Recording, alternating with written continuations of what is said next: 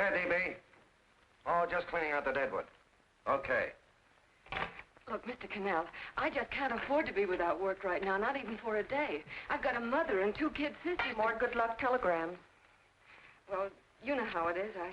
I've just got to keep on working, see? Sorry, sister. I was sent down here to clean house. I told you I can't use your column anymore. It's lavender and no lace. Send those other people in. I'll tell you what I'll do. I get $30 a week. I'll take 25, 20 if necessary. I'll do anything you say. It isn't the money. We're after circulation. What we need is fireworks. People have been hit with sledgehammers. Start arguments. Oh, I can do that. I know this town inside out. Oh, give me a chance, All please. right, come in. Cashier's got your check. Who are these people? Gibbs, Furley, Cunningham, Giles. Hey, your sister. Don't forget to get out your last column before you pick up your check.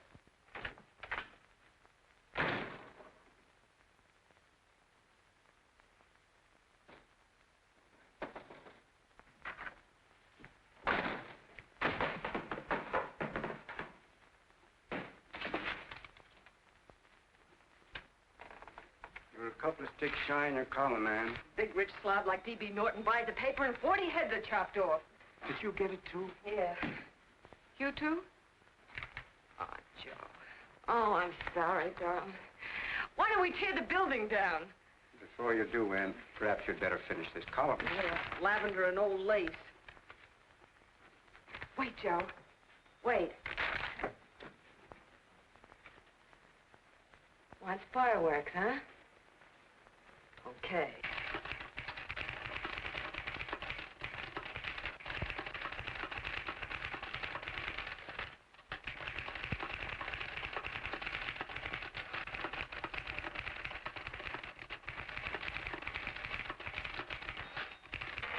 Here.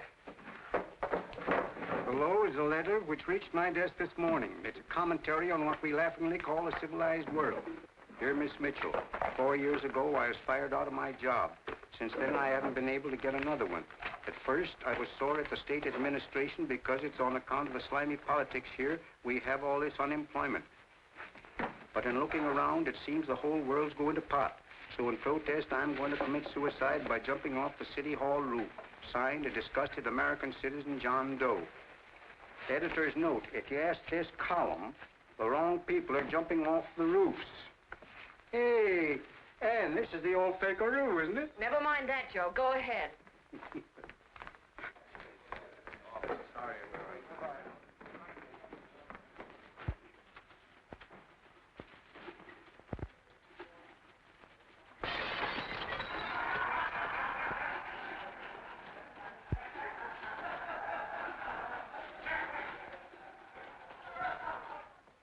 And it's because of the slimy politics that we have all this unemployment here. There it is. That's D.B. Norton's opening attack on the governor. Why, Jim, it's just a letter sent into a column. No, I can smell it. That's Norton. Good morning, gentlemen. Good morning, Governor. Morning, Governor. You're rather early. Governor, did you happen to see this in a new bulletin? Yes.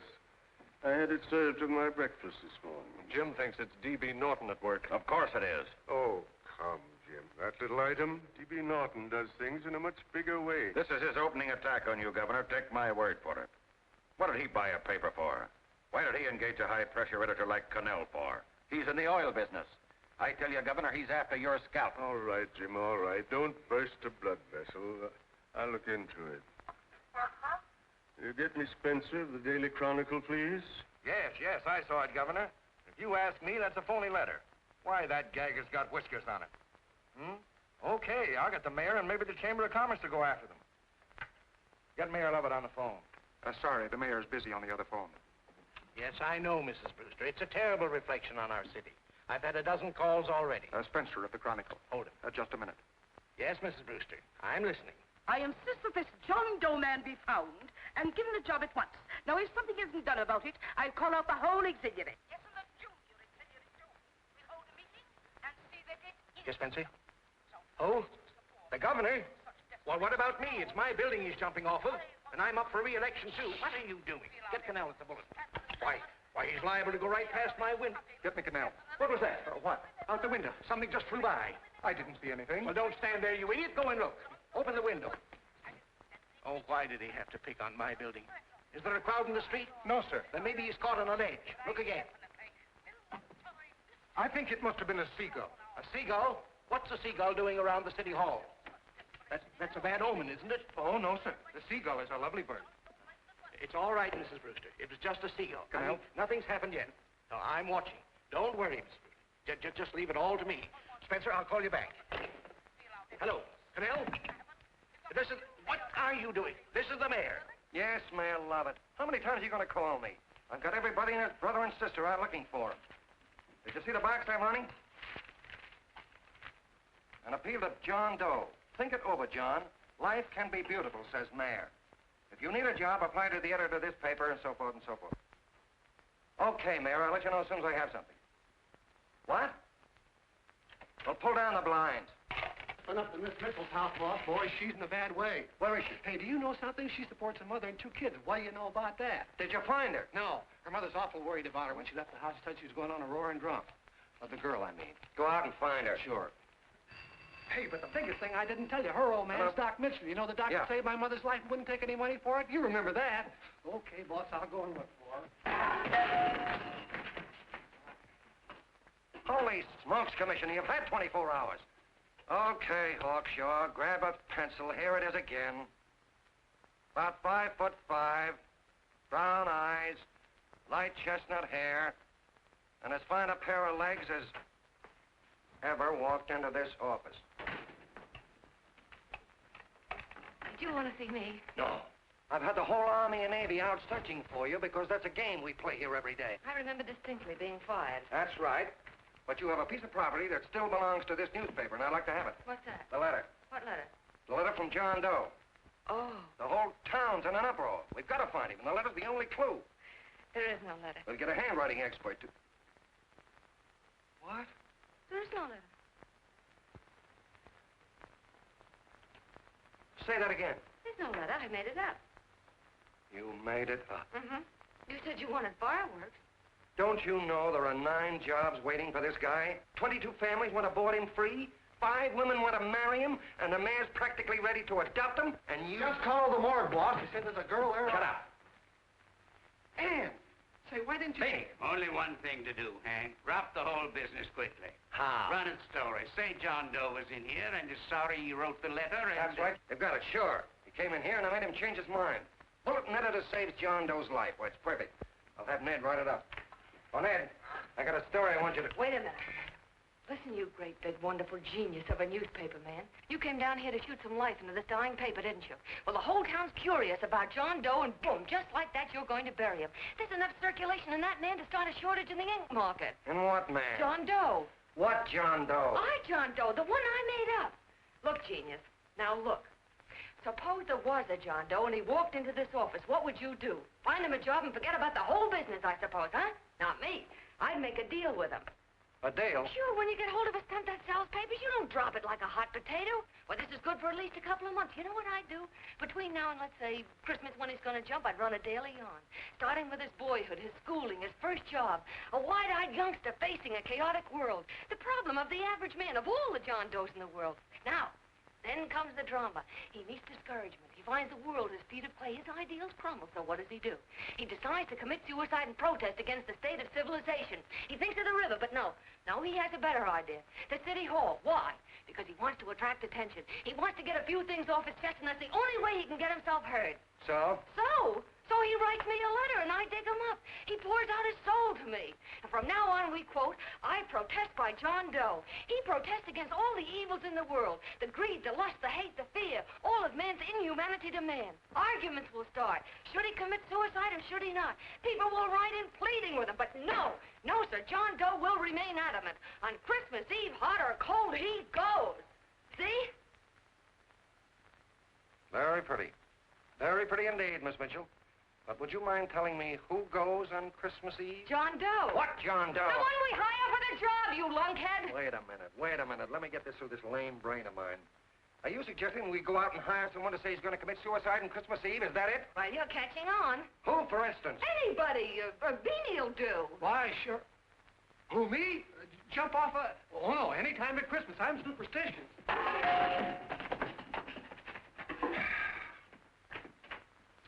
Miss Bishop, do me a favor. Will you go on out and get married and have a lot of babies, but Stay out of newspaper business. Better get that story in, Hank. It's getting late. You're supposed to be a smart guy. If it was raining $100 bills, you'd be out looking for a dime you lost someplace.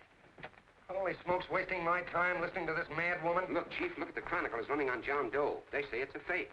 Why, the no good to... John Doe story, amateur journalism. It's palpably phony. It's a wonder anyone is taking it serious.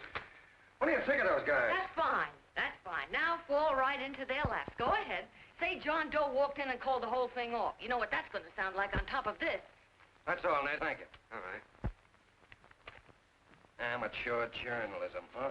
Why, that bunch of sophomores, I can teach them more about... Hey, boss, get a load of this. What? Look. What do they want? They all say they wrote the John Doe letter. boss. Oh, they all wrote the letter. Tell them all to wait. Look, Mr. Cannell, one of those men is your John Doe. They're desperate and will do anything for a cup of coffee. Pick one out and you can make the Chronicle eat their words. I'm beginning to like this. If you ask me, Hank, you're playing around with dynamite. No. The gal's right. We can't let the Chronicle get the laugh on us. We've got to produce a John Doe now. Amateur journalism, huh? I'll show those guys. Sure, and there's no reason for them to find out the truth either, because naturally I won't say anything. Okay, sister, you get your job back. Plus a bonus. What bonus? Or the bonus of $1,000 the Chronicle was going to pay me for this little document. You'll find it says, I, Ann Mitchell, hereby certify that the John Doe letter was created by me. I can read. Sorry. You think this is worth $1,000, do you? Oh, the Chronicle would consider it dirt cheap. Packs everything, including a gun.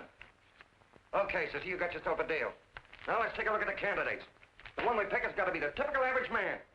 Typical American that can keep his mouth shut. Show me an American who can keep his mouth shut and I'll eat him.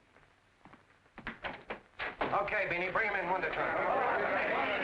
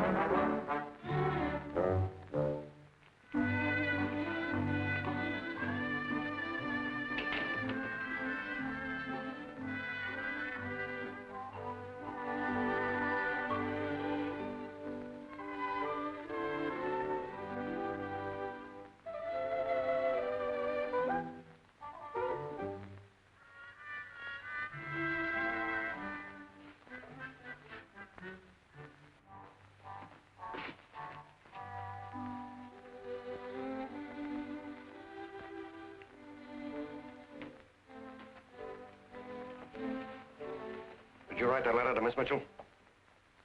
No, I didn't. What are you doing up here, then? Well, the paper says there were some jobs around loose. Thought there might be one left over. Had any schooling? Yeah, a little. What do you do when you work? I used to pitch. Baseball? Yeah, till the wing went bad. Where'd you play? Bush leagues, mostly. How about family? Got any family? No. Oh, just traveling through, huh? Yeah. Me and a friend of mine. He's outside. Looks all right. Be perfect, a baseball player. What could be more American? She had a family, though. Be less complicated without a family. Look at that face. It's wonderful. They'll believe him. Come on. What's your name? Willoughby. John Willoughby. Long John Willoughby, they called me in baseball. Would you like to make some money? Yeah. Maybe. Would you be willing to say you wrote that letter and stick by it?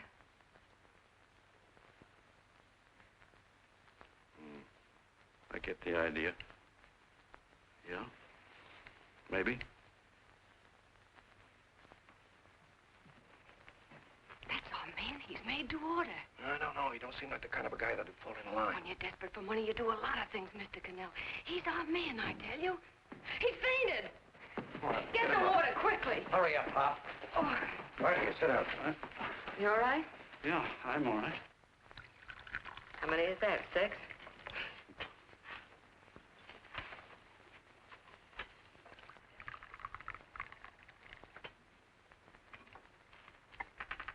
Pretty hungry, weren't you? this John Doe business is batty, if you ask me. Well, nobody asked you. Trying to improve the world by jumping off buildings. You couldn't improve the world if the buildings jumped on you. Don't mind the colonel. He hates people. He liked you well enough to stick around. Well, that's because we both play doohickeys. I met him in a boxcar a couple of years ago. I was fooling around with my harmonica, and he comes over and joins in. I haven't been able to shake him since.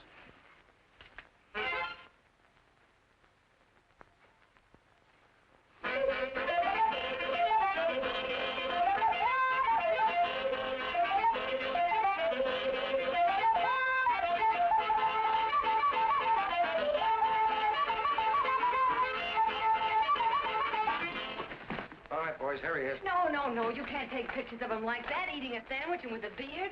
But he's going to jump off a building. Yes, but not because he's out of a job. That's not news. This man's going to jump as a matter of principle. Well, maybe you're right. We'll clean him up and put him in a hotel room under bodyguards. We'll make a mystery out of him. Did you speak to Mr. Norton? Thinks it's terrific. Says for us to go the limit. Wants us to build a bonfire under every big shot in the state. Oh, swell. Is that the contract? Yeah. What's he doing here? Friend of his. They play duets together. Duets? But can we trust him? Oh. I trust him. Oh, you trusted me. Well, that's fine. I suppose he trusts you, too. Oh, stop worrying. He's all right. Okay, but we don't want more than a couple of hundred people in on this thing. Now, the first thing I want is an exact copy of the John Doe letter in your own handwriting. Got it already. Here. No, that's fine. Now, I want you to sign this agreement. It gives us an exclusive story under your name, day by day, from now until Christmas. On December 26th, you get one railroad ticket out of town. And the bulletin agrees to pay to have your lawn fixed. That's what you want, isn't it? Yeah, but it's got to be by Bonesetter Brown. Okay, Bonesetter Brown goes. Here, sign it. Meanwhile, here's $50 spending money. That's fine. Beanie? Yes, boss. Take charge of him. Get him a suite at the Imperial and hire some bodyguards. He had some new clothes, Beanie. You think we better have him to allow? Yeah. Both of them? Yes, both of them, but don't let them out of your sight. Hey, Beanie, gray suit, huh? Yes. Okay, fellas.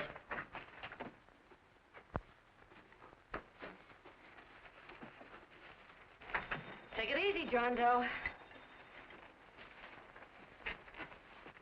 And you start pounding that typewriter. Oh, boy, this is terrific. No responsibilities on our part, just statements from John Doe, and we can blast our heads off. Before you pop too many buttons, don't forget to make out that check for $1,000. Okay, fellas. Now, let me see. You sit outside the door. Nobody comes in, see? You two fellas sit in here. Hey, pretty nifty, huh? You ain't gonna get me to stay here. Sure you are. No, sir. That spot under the bridge where we slept last night's good enough for me. Say, what'll I do with this baggage? I'll stick him in the bedroom. Give me mine. I ain't staying. You know, we were headed for the Columbia River country before all this John Doe business came up. You remember that, don't you? Sure, I remember. Say, your ears popped coming up in the elevator. Mine did. All along, John. I tell you, it's no good. You're gonna get used to a lot of stuff that's gonna wreck you. Why, that $50 in your pocket's beginning to show up on you already. And don't pull that on me, neither. Stop worrying, Colonel. I want to get my arm fixed out of this. Hey, here's some cigars the boss sent us. Have one. Hey, Help cigars. yourself. No.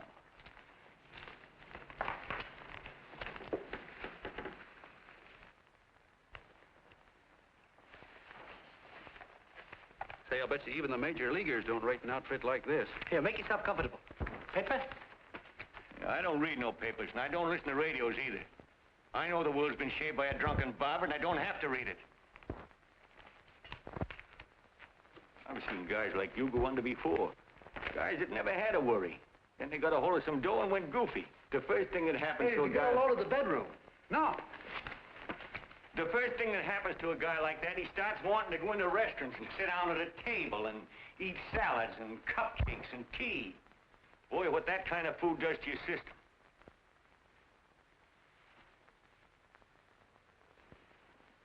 The next thing the dope wants is a room.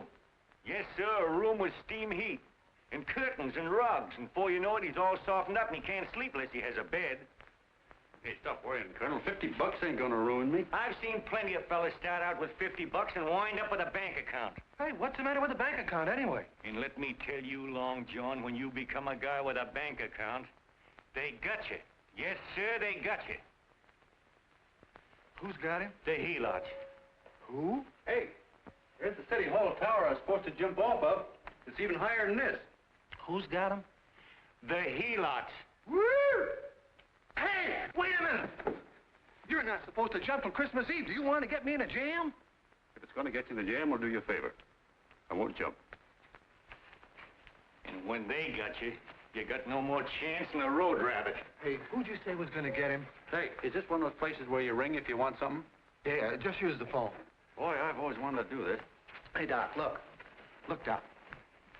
Give me that again, will you? Who's gonna get him? The helots. Who are they? Listen, sucker, you ever been broke? Sure, mostly often. All right. You're walking along. Not a nickel in your jeans. You're free as the wind. Nobody bothers you. Hundreds of people pass you by in every line of business. Shoes, hats, automobiles, radios, furniture, everything. And they're all nice, lovable people. And they let you alone. Well, is that right? Then you get a hold of some dough, and what happens? All those nice, sweet, lovable people become helots. A lot of heels. They begin creeping up on you, trying to sell you something. They get long claws, and they get a stranglehold on you. And you squirm, and you duck, and you holler, and you try to push them away, but you haven't got a chance. They got you. First thing you know, you own things. The car, for instance. Now your whole life is messed up with a lot more stuff. You get license fees, and number plates, and gas, and oil, and taxes, and insurance, and identification cards, and letters, and bills, and flat tires, and dents, and traffic tickets, and motorcycle cops, and courtrooms, and lawyers, and fines, and a million and one other things. And what happens? You're not the free and happy guy you used to be. You gotta have money to pay for all those things. So you go after what the other fellas got. And there you are. You're a helot yourself.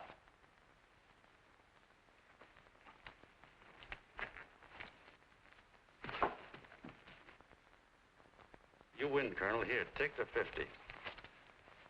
Go ahead and get rid of it. You bet I will, just as fast as I can. I'm gonna get some canned goods, a fishing rod, and the rest I'm gonna give away. Give away? Hey, get me a pitcher's glove. I gotta get some practice. Say, he's giving it away. I'm gonna get me some of that. Hey, come back here, you helot. Will you send up 5 hamburgers with all the trimmings, 5 chocolate ice cream sodas, and 5 pieces of apple pie? No, apple with cheese. Yeah, thanks.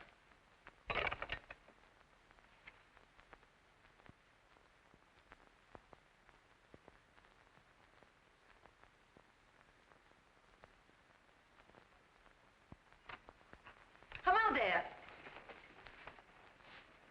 Well, well. If it isn't the man about town. All set, Miss Ann. Hmm? Oh, yes. Let's go. Let's see, we want some action in these pictures. Action? Mm-hmm. That's good. No. This man's going to jump off a roof. Oh. Here, wait a minute. Let me comb your hair. Sit down. Yeah, that's better.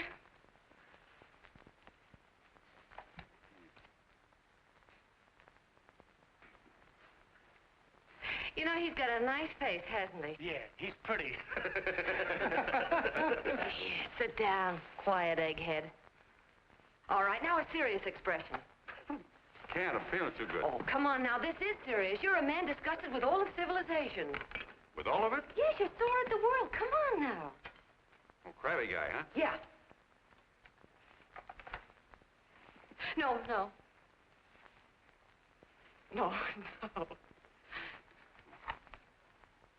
No, look. You don't have to smell the world. Well, all those guys in the Never picture mind stand- those guys. All right, stand up. Now, let's see what you look like when you protest. Against what? Against anything, just protest. You got me. Oh, look, I'm the umpire, and you just cut the heart of the plate with your fast one, and I called it a ball. What would you do? Oh, you did, huh? Yeah. Why can't you call him right, you boneheaded...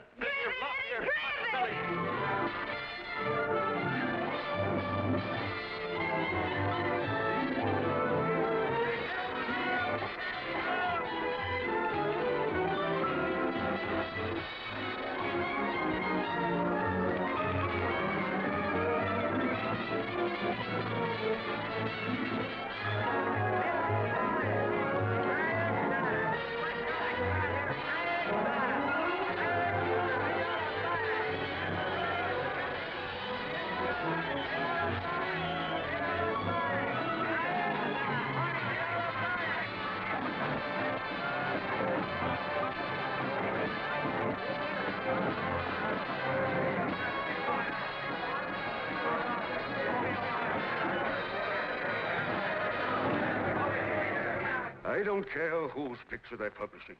I still say that this John Doe person is a myth, and you can quote me on that. And I'm going to insist on his being produced for questioning.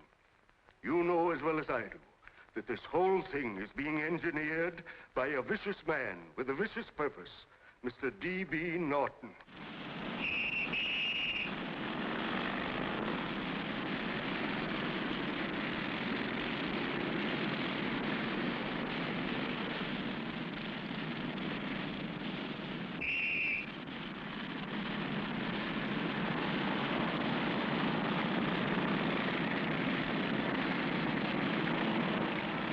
And Miss Mitchell are at the house, sir. Oh, they are?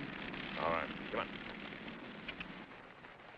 Personally, I think it's just plain stupidity to drop it. Now, you should see a fan mail, thousands. Why, it's going over like a house afire. What are you afraid of, Canal? It's doubled our circulation. Yeah, but it's got everybody sore. Ads are being pulled. The governor's starting a libel suit. What's more, they all know John Doe's a phony, and they insist on seeing What him. about it? Let them see him. We'll go on one better. They can also hear him. You own a radio station, Mr. Norton. Why not put him on the air? Watch out for this damn DB. She'll drive you batty. Oh, Look, what? we can't let him get to this Bush League pitcher and start pumping him. Good night.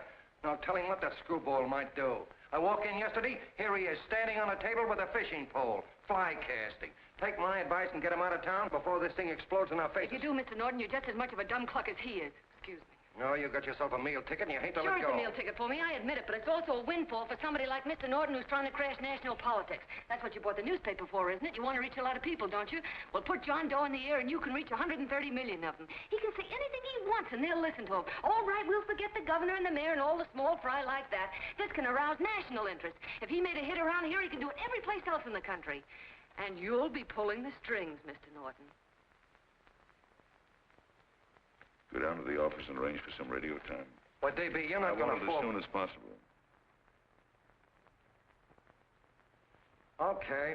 I just came in to get warm myself. Come on, let's go. Don't you go. I want to talk to you.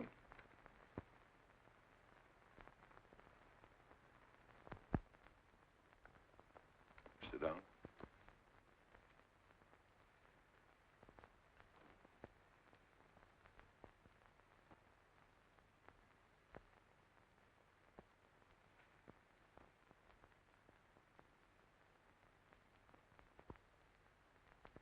Hey, this John Doe idea was yours, huh?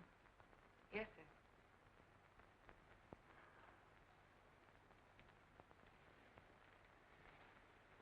How much money do you get? $30. $30. Well, what are you after? I mean, what do you want? A journalistic career? Money. Money? Well, I'm glad to hear somebody admit it. You suppose you could write a radio speech that would put that fellow over? Oh, I'm sure I can. Do it, and I'll give you $100 a week. $100? That's only the beginning. You play your cards right, and you'll never have to worry about money again. Oh, I know it. Hello. Hello. Whenever there's a pretty woman around. This is my nephew, Ted Sheldon, Miss Mitchell. How do you do? How do you do? All right, Casanova, I'll give you a break. See that Miss Mitchell gets a car to take her home. Always reading my mind, aren't you? Thank you very much for everything. And Miss Mitchell, I think from now on you'd better work directly with me. Yes, sir.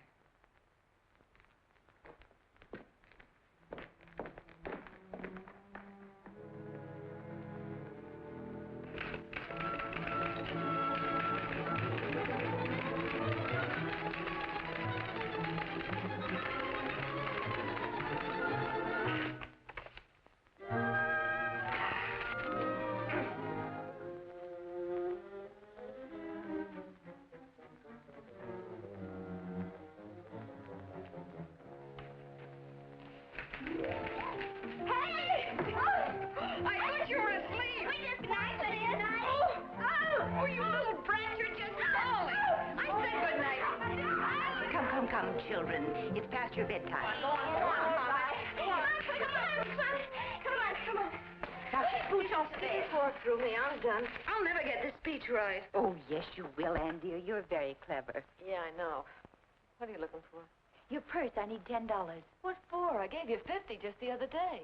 Yes, I know, dear, but Mrs. Burke had her baby yesterday. 9 pounds. And there wasn't a thing in the house. And then the community chest lady came. And the 50's all gone, huh? Who's the 10 for? The Websters. The Websters. You remember those lovely people your father used to take care of.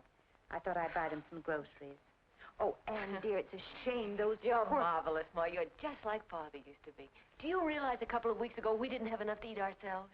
Well, yes, I know, dear, but these people are in such need. And we have plenty now. If you're thinking of that $1,000, forget it. It's practically all gone. We owed everybody in town. Now, you just got to stop giving all your money away. Oh, Anne, dear. Oh, I'm sorry, Ma. Oh, don't pay any attention to me. I guess I'm just upset about all this. Gee whiz, here I am with a great opportunity to get somewhere, to give us security for once in our lives, and I'm stuck. If I could put this over, your Mrs. Burke can have 6 babies. You mean this speech you're writing? Yeah, I don't know. I simply can't get it to gel. I created somebody who's going to give up his life for a principle. Hundreds of thousands of people are going to listen to him over the radio. And unless he says something that's sensational, it's just no good. Well, honey, of course, I don't know what kind of a speech you're trying to write, but judging from the samples I've read, I don't think anybody will listen. What? Darling, there's so many complaining political speeches. People are tired of hearing nothing but doom and despair on the radio. If you're going to have him say anything, why don't you let him say something simple and real, something with hope in it? If your father were alive, he'd know what to say. Oh, yeah. Father certainly would. Wait a minute.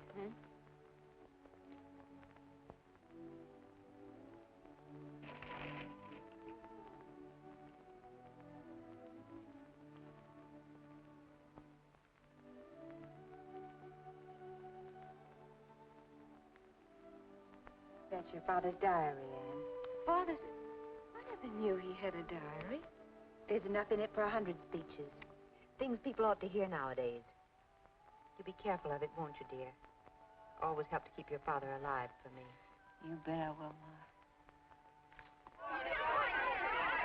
Wait a minute. John Doe don't want to sign no autograph. Well, what does he do all day? What does he do all day? He's writing out his memories. Sorry, lady, you can't see Mr. Doe. He wants to be alone. No. No, he just sits around all day and commutes with himself.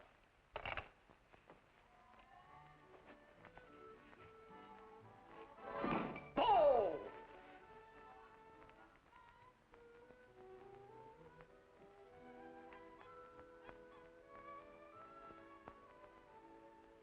I don't know how you're going to stand it around here till after Christmas. I'll bet you ain't heard a train whistle in 2 weeks.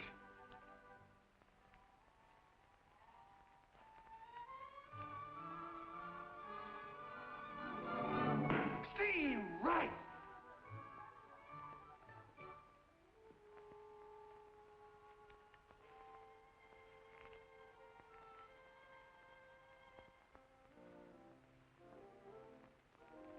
I know why you're hanging around.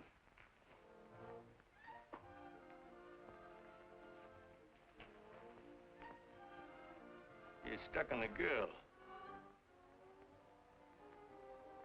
That's all a guy needs is to get hooked up with a woman.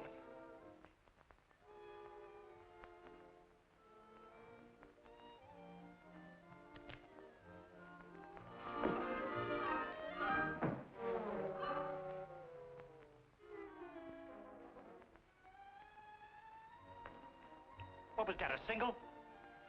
First baseman dropped the ball. Butterfingers. Tough luck, pal.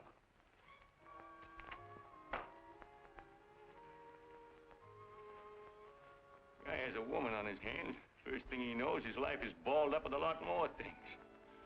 Furniture.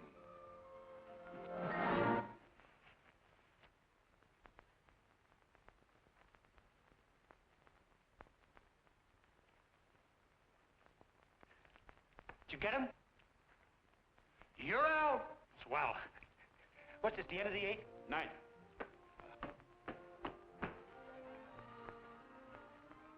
Hey, Beanie, there's a couple of mugs in the Chronicle snooping around out here. Ah.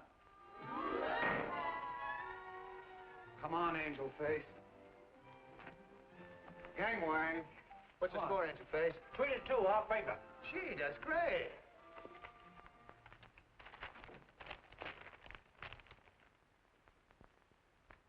Hey, you got swell form there. Must have been a pretty good pitcher. Pretty good. Say, I was just about ready for the major leagues when I chipped a bone in my elbow. I got it pitching a 19-inning game. 19? Yeah. There was a major league scout there watching me, too. And he came down after a game of the contract. You know what? I couldn't lift my arm to sign it. I'll be okay, though, as soon as I get it fixed up. It's too bad. What do you mean, too bad? Huh? Oh, that you'll never be able to play again. What are you talking about? I just told you I was going to get Well, you know how they are in baseball if a guy's mixed up in a racket. Racket? What do you mean? Well, I was just thinking about this John Doe business. Why, as soon as it comes out it's all a fake, you'll be washed up in baseball, won't you? Yeah. Hey, doggone. I never thought about that.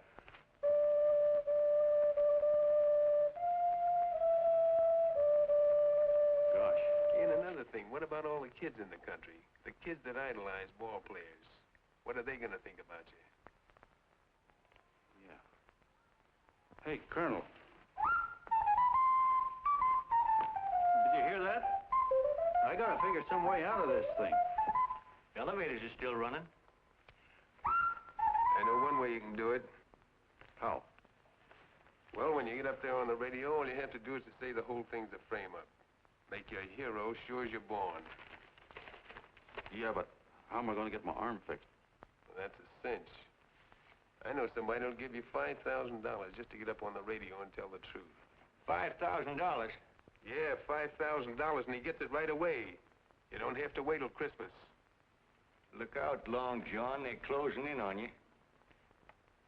Say, who's putting up this dough? Fellow runs the Chronicle. Here's the speech you make, and it's all written out for you. $5,000. Holy mackerel, I can see the helots coming, the whole army of them. It's on the level.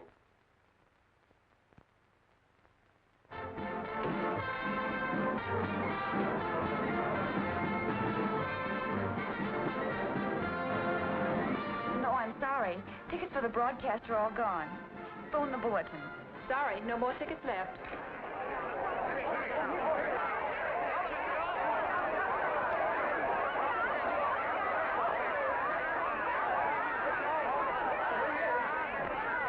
Oh, John, all set for the big night? Well. Turn around. One moment. Now stand still. A big smile, Miss Joe. Okay, Jeannie, that's all. Take him out. Now, look, John, here's the speech. It's in caps and double spaced. You won't have any trouble reading it. Not nervous, are you? No. Of course not. He wouldn't be. Who? John Doe, the one in there. Hey, don't let your knees rattle. It picks up on the mic. Oh, Beanie, you needn't be nervous, John. All you have to remember is to be sincere. Pick up that phone, Miss Mitchell. It's for you. Okay. Hello? Yes, Mother. Oh, thank you, darling. Oh, there he is, the poor dear man. Oh, good luck to you, Mr. Doe. We want you to know that we're all for you. The girls all decide that you're not to jump off any roof at all. Oh, we'll stop it. You got the speech I gave you? Yeah. Now, look. I'll give this money to the colonel just as soon as you get started. We'll have a car waiting at the side entrance for you. Okay. How'd you get in here? Huh? Oh, I just came in to wish him Come luck. on, out. Mother says good luck, too. John, when you read that speech, please believe every word of it. He turned out to be a wonderful person, John. Who? John Doe, the one in the speech. Oh. You know something? I've actually fallen in love with him. All right, there he is, sister. Now, come on, plenty of room. What's the idea? No, that's too much. Not so much. Come on, Oh, this is no time for cheap publicity, Mr. Cannell. Listen, if that guy lays an egg, I want to get something out of it. I'm getting a Jane Doe ready. Oh, come on. Here. Will you, fellas? Give me a All right, kiss. that's I enough. have to make just one more. Well, that's fine, honey. You go ahead. All right, Nancy, Anita. you go ahead. How you doing? Oh. All right, Benny, bring him in. Holy smoke, a happy helot. There you are, boss, just like you ordered. Symbols of little people. Okay, get him up. All right, young fella. This is ridiculous, Mr. Cannell. Come on, give me a kiss. It is on the airplane. Come on, Look at him. Oh, fellas, I told you what you want. No, come on, Come on, that's right. Do what you can get all the pictures you want. Thank you very much. Come on. Well, yeah, that's right. Come on, Snooks, you better bail out. So goodbye, Mr. Doe. Beanie. All right. Better get ready. 1 minute to go. Wow, 1 minute to go and the score is nothing to nothing. Now, please, John, You won't let me down, will you? Will you? Of course you won't. If you'll just think of yourself as the real John Doe. Listen, everything in that speech are things a certain man believed in. He was my father, John. When he talked, people listened. And they listened to you, too. Funny. You know what my mother said the other night? She said to look into your eyes, that I'd see Father there. Hey, what do you say? Okay, we're coming. Come on. Now, listen, John, you're a pitcher. Now get in there and pitch. Good luck. Give him room, let him through. Come on.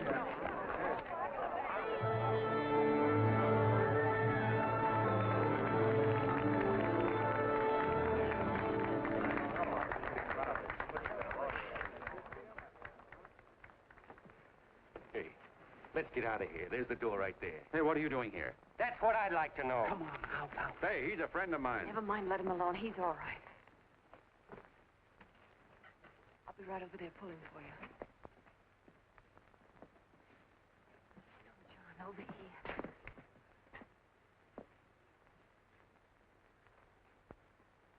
Stand by.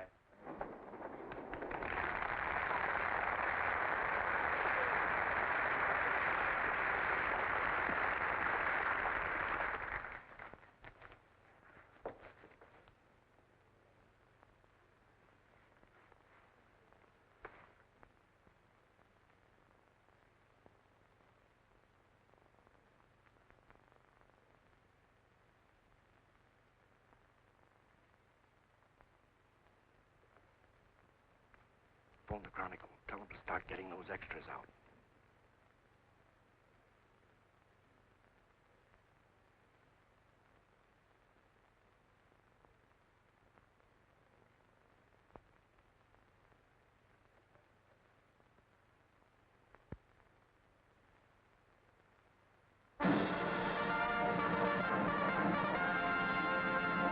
And good evening, ladies and gentlemen. This is Kenneth Fry speaking for the New Bulletin.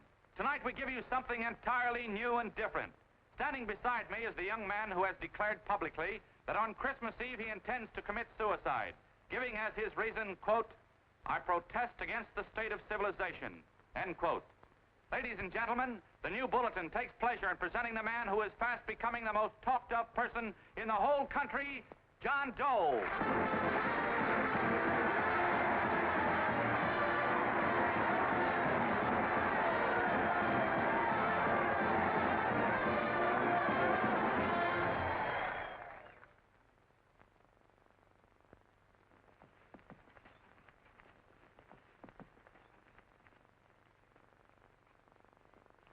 Ladies and gentlemen, I am the man you all know as John Doe. I took that name because it seems to describe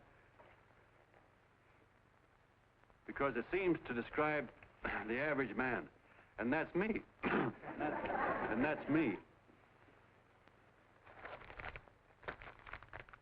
Well, it was me before I said I was going to jump off the city hall roof at midnight on Christmas Eve. Now I guess I'm not average anymore. Now I'm getting all sorts of attention. From big shots, too. We've been double-crossed. The mayor and the governor, for instance. They don't like those articles I've been writing. You're an imposter, young fellow. That's a pack of lies you're telling. Who wrote that speech for you?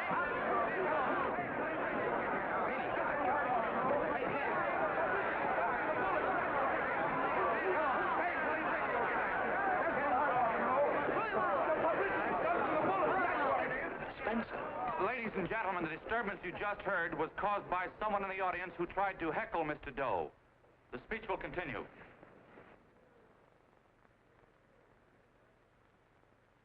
Well, people like the governor and that fellow there can stop worrying. I'm not going to talk about them. I'm going to talk about us. The average guys, the John Does. If anybody should ask you what the average John Doe is like, you couldn't tell him because he's a million and one things. He's Mr. Big and Mr. Small. He's simple and he's wise. He's inherently honest, but he's got a streak of larceny in his heart. He seldom walks up to a public telephone without shoving his finger into the slot to see if somebody left a nickel there.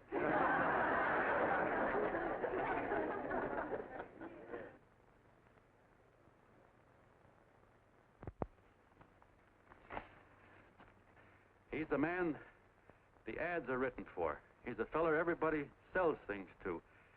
He's Joe Dokes, the world's greatest stooge and the world's greatest strength.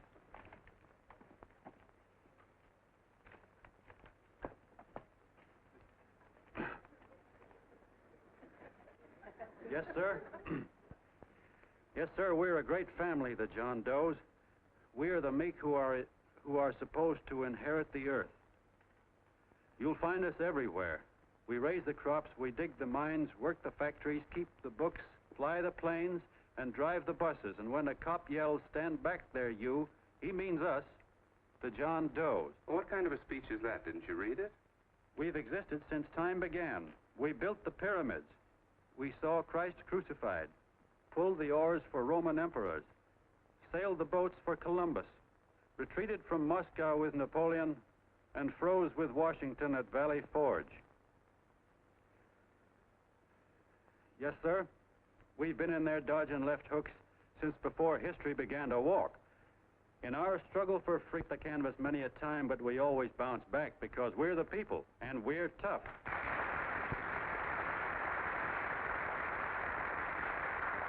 They've started a lot of talk about free people going soft, that we can't take it. That's a lot of hooey.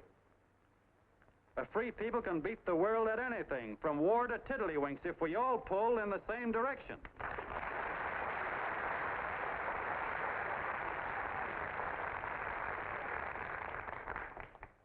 I know a lot of you are saying, "What can I do? I'm just a little punk. I don't count." Well, you're dead wrong. The little punks have always counted, because in the long run, the character of a country is the sum total of the character of its little punks.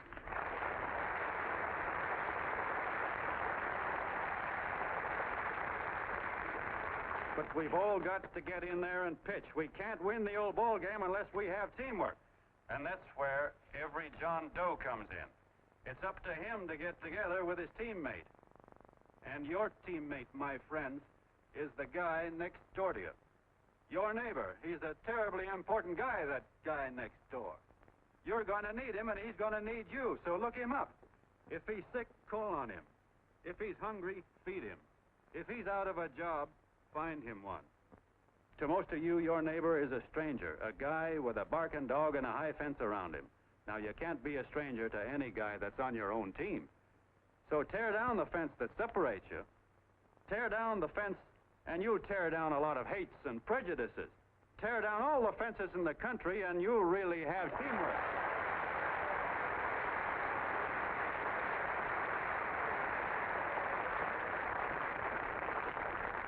I know a lot of you are saying to yourselves, he's asking for a miracle to happen. He's expecting people to change all of a sudden.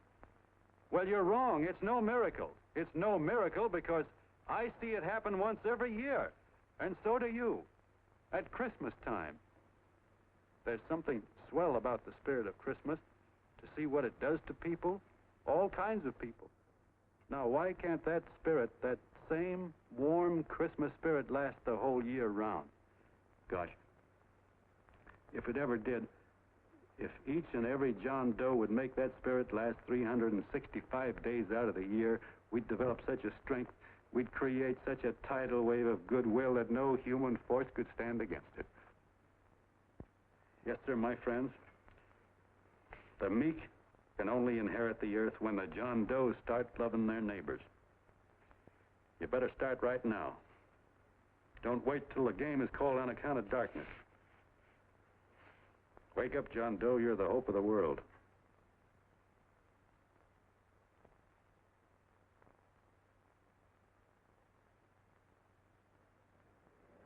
John, you look wonderful.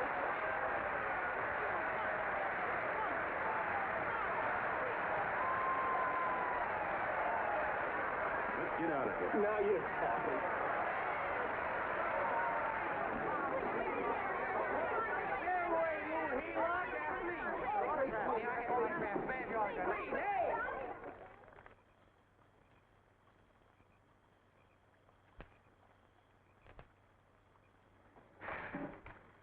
knew you'd wake up sooner or later. Boy, am I glad we got out of that mess. I had the 5,000 bucks sewed up. Could have been on my way to old Doc Brown. You're a pitcher, John, she says. Now, go in there and pitch. What a sucker. Yeah, she's a heel-lot just like the rest of us. Lucky you got away from her. What was I doing up there making a speech anyway? Me, huh? Geez, the more I think about it, the more I could... Tear down all the fences. Why, if you tore one picket off of your neighbor's fence, he'd sue you. 5,000 bucks, had it right in my hand. What do you mean he ran away? We'll go after him, find him. That man is terrific.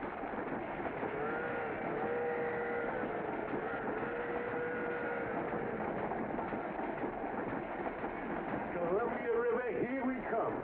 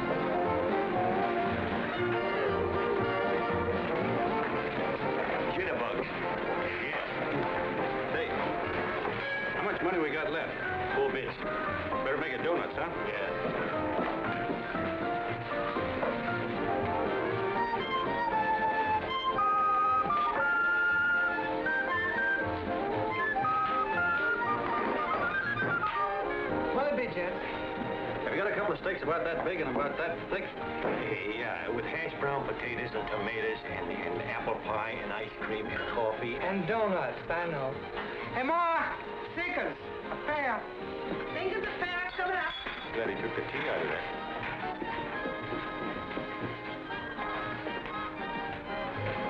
Hey, look. Join the John Doe Club. John Doe Club?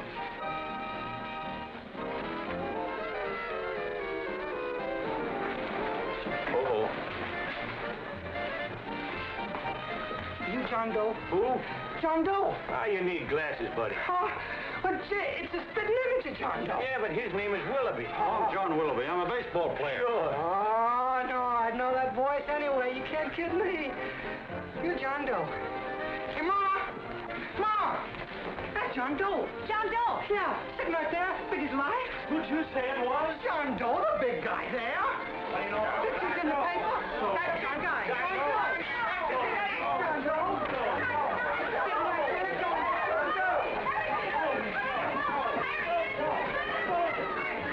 Hey, operator. Dan Beaner. Look, call everybody in town. John Doe was just in my place. Yeah, he ordered donuts.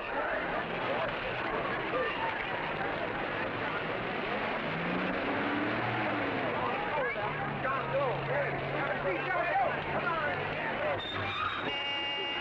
know you are.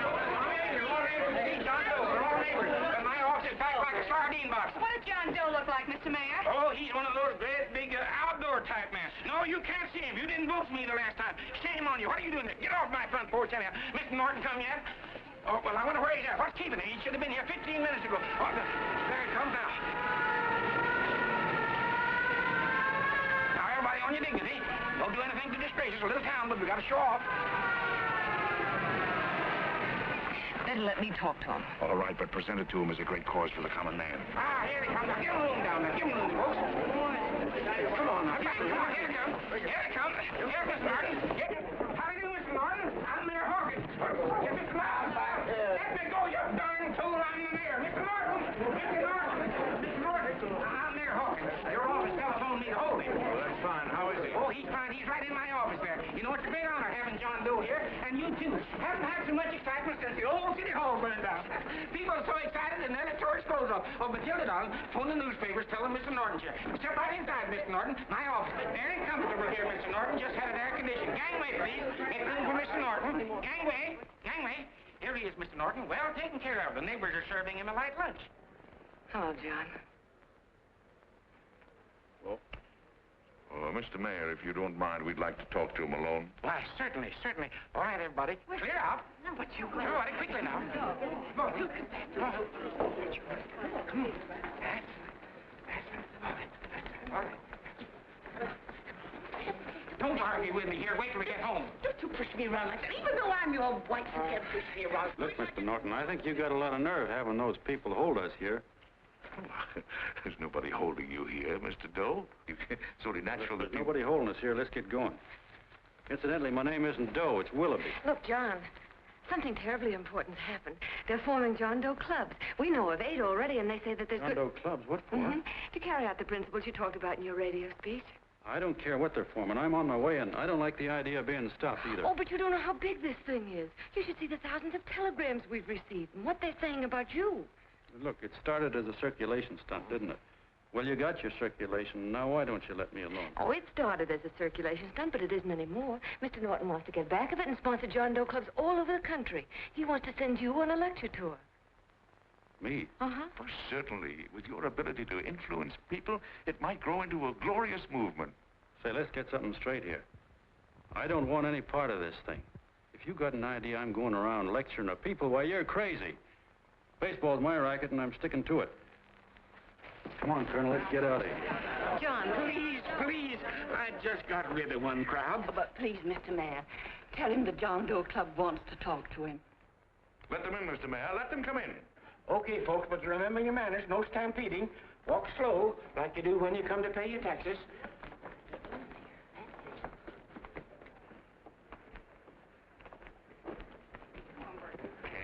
All right, give me a chance. come right in. My name's Bert Hanson, Mr. Doe. I'm the head soda jerker at Schwabacker's drugstore. Well, sir, you see, me and my wife, we heard your broadcast, and we got quite a bang out of it. Especially my wife. Kept me up half the night saying, that man's right, honey. The trouble with the world is nobody gives a hoot about his neighbor. That's why everybody in town's sore and cranky at each other. And I kept saying, oh, that's fine, but how's a guy going to go around loving the kind of neighbors we got? Old Sourpuss, for instance. You see, Sourpuss Smithers is a guy who lives all alone next door to us. He's a cranky old man and runs a second-hand furniture store. We haven't spoken to him for years.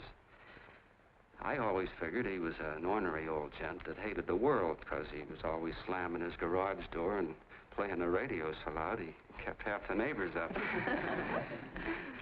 Well, anyway, the next morning I'm out watering the lawn and I look over and there's Sourpuss on the other side of the hedge straightening out a dent in his fender. And my wife yells to me out the window. She says, go on, speak to him, Bert. And I figured, well, heck, I can't lose anything, so I yelled over to him, good morning, Mr. Smithers. He went right on pounding his fender. Was I burned? So I turned around to give my wife a dirty look, and she said, louder, louder, he didn't hear you. So in a voice you could have heard in the next county, I yelled, good morning, Mr. Smithers. Well, sir, you could have knocked me over with a feather. Old Sourpuss turned around surprised-like, and he put on a big smile, came over and took my hand like an old lodge brother, and he said, good morning, Hanson. I've been wanting to talk to you for years, only I thought you didn't like me. And then he started chatting away like a happy little kid, and he got so excited his eyes all... Well, Mr. Doe, before we got through, I found out Smithers is a swell egg, only he's pretty deaf, and that accounts for all the noises. And he says it's a shame how little we know about our neighbors.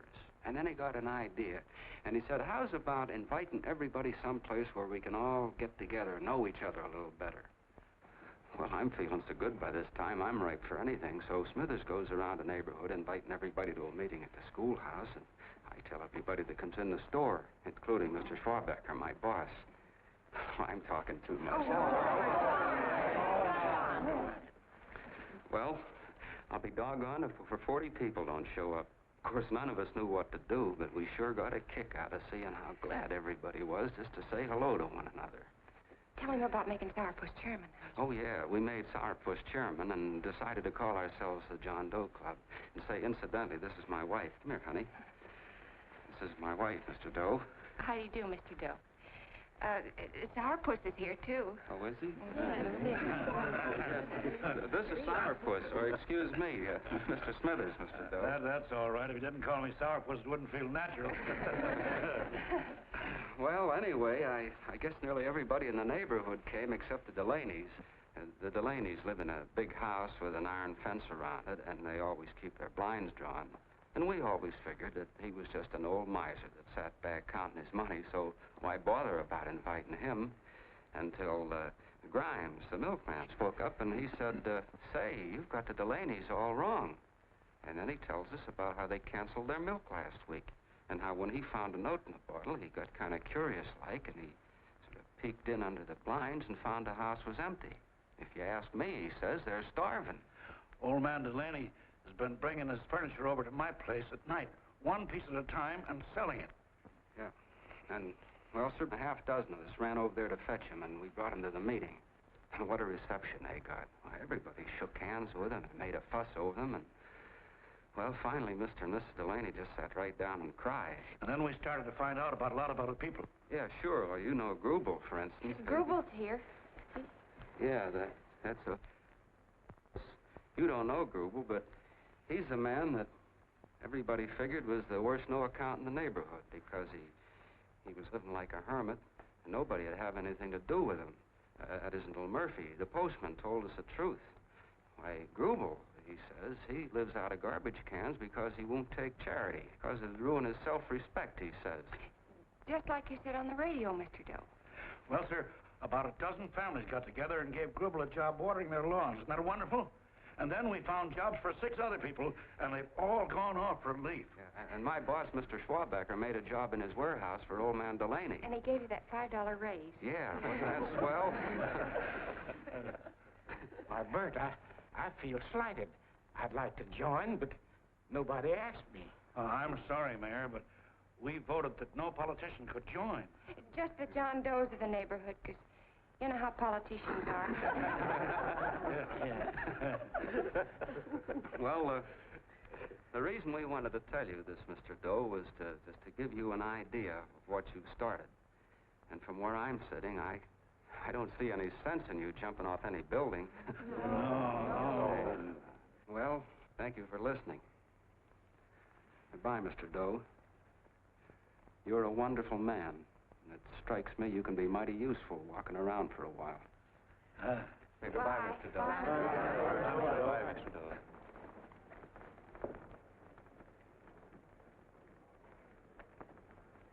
I'm Mrs. Delaney, Mr. Doe. And God bless you, my boy.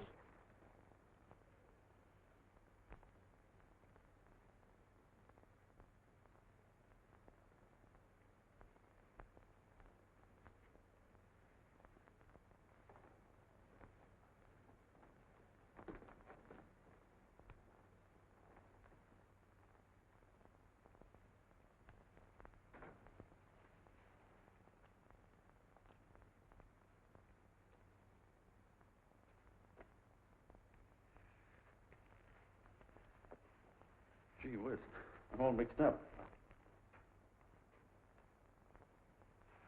I don't get it. Look, all those swell people think I'm going to jump off a building or something. I never had any such idea. Gosh. The fellow'd have to be a mighty fine example himself to go around telling other people how to...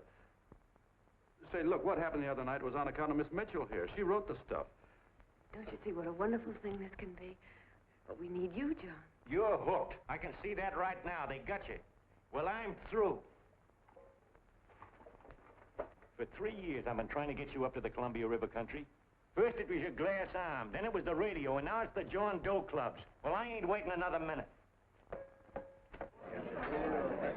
Gangway, you helots! Hey, Colonel, wait a minute. I want you personally to go along with John Doe and Miss Mitchell and handle the press and the radio. Me? Yes, I don't want to take any chances. And Johnson? Yes, P.V. Your crew will do the mop-up job. They'll follow John Doe into every town, see that the clubs are properly organized and the charter's issued. Right. There are only 8 flags up there now. I want to see that map covered before we get through.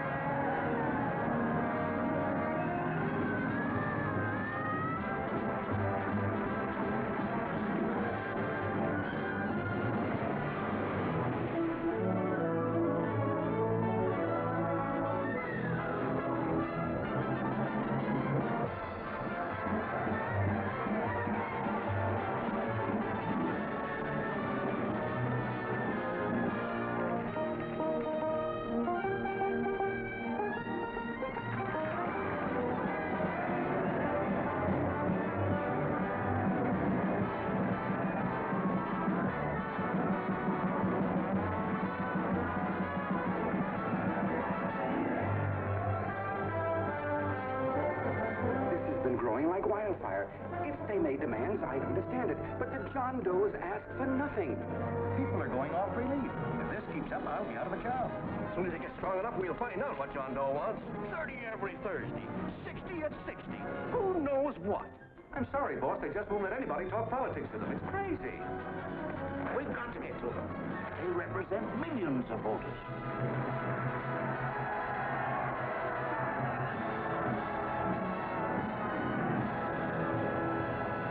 I tell you, ladies and gentlemen, this thing has been nothing short of a prairie fire. We've received so many applications for charters to the John Doe clubs, we haven't been able to take care of them. I'd hate to have that many pins stuck in me. This John Doe convention is a natural. It's going to put our city on the map. By over 2,400 John Doe clubs are sending delegates. Can you imagine that? You, Mr. Mayor, will be the official host. You will make the arrangements for decorating the city, parades, and a reception for John Doe when he gets home. And don't wear your high hat. No high hat? No high hat. And from you, Cannell, I want a special John Doe edition every day until the convention is over. And now, if you will, please step into the outer office and look your prettiest because there are photographers there to take pictures of this committee. Don't worry, Libby. Everything will be taken care of. Isn't it all too wonderful? Gather down here tonight, and I'll get an ice cream. Well, Mr. Mayor, would you step down in front row, please? You ladies get close to him. That's it. Well, I don't get it. Get what? Look, DB, I'm supposed to know my way around. This John Doe movement has cost you a fortune. Now, this convention is going to cost plenty. Well? Well, I'm stuck with 2 and 2, and I'm a sucker if I can make 4 out of it. Where do you come in? I'll have the satisfaction of knowing that my money has been spent for a worthy cause. I see. I better stick to running the paper, huh? I think maybe you better have. And Cannell, I'd like to have the John Doe contract, all the receipts for the money we advanced him with the letter Miss Mitchell wrote, which I gave her $1,000. Yes, sure. Well, we leave for the airport. Half an hour. Is that Johnny boy's room? Better hustle him up. He'll be ready on time. He's packing. Ah, good. Did you see his picture on the cover of Time? Yeah. I gotta give you credit, Annie girl. I've handled a good many big promotions in my time. Everything from a World's Fair to a channel swimmer. But this one has certainly got me spinning. And now a John Doe convention. Wow. Say, if you could only get him to jump off the City Hall roof on Christmas Eve, I'd guarantee you 500,000 people there. Charlie. Huh? What do you make of him? Oh, Johnny boy? Well, I don't know what angle you want, but I'll give it to you quick. Number 1, he's got great yokel appeal, but he's a nice guy. Number 2, he's beginning to believe he really wrote that original suicide letter that you made up. Number 3, he thinks that you're Joan of Arc or something. Yeah, I know. Number 4, well, you know what number 4 is. He's nuts about you. Yeah, it's running out of his ears. You left out number 5. We're all healed, me especially. Holy smoke. Come in.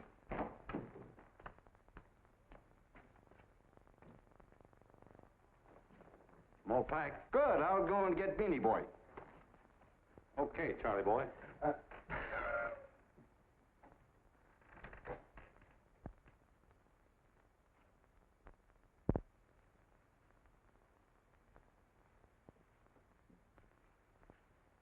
Can I help you pack? No, thank you.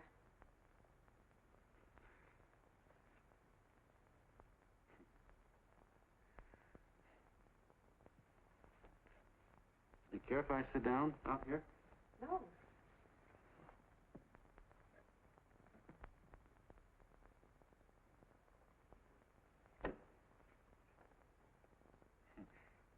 You know, I had a crazy dream last night. It was about you. About me? Sure was crazy. I dreamt I was your father.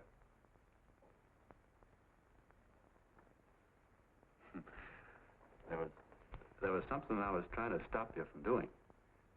So I got up out of bed, and I walked right through the wall here, right straight into your room. You know how dreams are. And there you were in bed. But you're a little girl, you know, about 10. And very pretty, too. So I shook you, and the moment you opened your eyes, you hopped out of bed and started running like the devil in your nightgown. You ran right out the window there, and you ran out over the tops of buildings and roofs and everything for miles. And I was chasing you. And all the time you were running, you kept growing bigger and bigger and bigger, and pretty soon you were as big as you are now, you know, grown up. And all the time I kept asking myself, what am I chasing her for? And I didn't know. Isn't that a hot one? Well, anyway, you ran into some place, and then I ran in after you, and when I got there you were getting married. And the nightgown had changed into a beautiful wedding gown. You sure look pretty, too. And then I knew what it was I was trying to stop you from doing. Dreams are sure crazy, aren't they? Well, would you like to know who it was you were marrying? Oh, a tall, handsome Ubangi, I suppose. No, not that bad. It was that fellow that sends you flowers every day. What's his name? Mr. Norton's nephew? Ed Sheldon. Yeah, that's the one. But here's the funniest part of it all. I was the fellow up there doing the marrying, you know, the justice of peace or something. You were? I thought you were chasing me. Well, yes, I was, but I was your father then, see? But the real me, John Doe, or that is, Long John Willoughby, I was the fellow up there with the book. You know what I mean? I guess so. Then what happened? Well, I took you across my knee and I started spanking you. That is, I didn't do it. I mean, I did do it, but it wasn't me, you see. I was your father then. Well, I held you across my knee and I said, Annie, I won't allow you to marry a man that's just rich or that has his secretary send you flowers. The man you marry has got to swim rivers for you. He's got to climb high mountains for you. He's got to slay dragons for you. He's got to perform wonderful deeds for you. Yes, sir. And all the time, the guy up there, you know, with the book, me, just stood there nodding his head. He said, go to it, Pop. Whack her one from me, because that's just the way I feel about it, too. So he said, come on down here and whack her yourself. So I came down, and I whacked you a good one, see? And he whacked you. And I whacked you another one, and we both started whacking you like... Well, if you're through whacking her, come on, let's get going. Okay, fellas, right in here. You go out the side entrance, there's a bunch of autograph seekers out front. We'll be down with the bags in a minute. Come on, don't make a government project out of this. Hi, Benny. When's our plane take off again? Couple of minutes. How many people do you think we've talked to already, outside the radio, I mean? Oh, I don't know. About 300,000. 300,000. What makes them do it, Ann? What makes them come and listen and get up their John Doe clubs the way they do? I've been trying to figure it out. Look, John, what we're handing them are platitudes. Things they've heard a million times. Love thy neighbor, clouds have silver linings, turn the other cheek. It's just as... Yeah, I heard them a million times, too, but... there you are. Maybe they're like me, just beginning to get an idea of what those things mean. You know, I never thought much about people before. They were always just somebody to fill up the bleachers. The only time I worried about them is when they didn't come in to see me pitch. You know, lately I've been watching them when I talk to them. I could see something in their faces. I could feel that they were hungry for something. You know what I mean? Maybe that's why they came. Maybe they're just lonely and wanted somebody to say hello to. I know how they feel. I've been lonely and hungry for something practically all my life.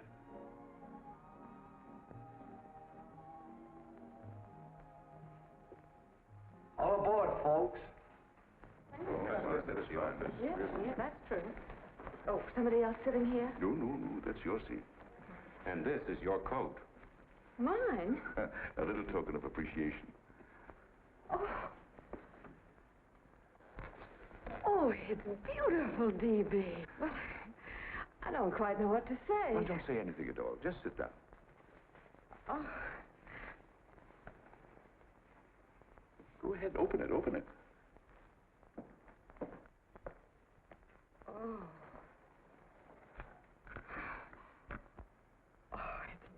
lovely. And a new contract goes with it.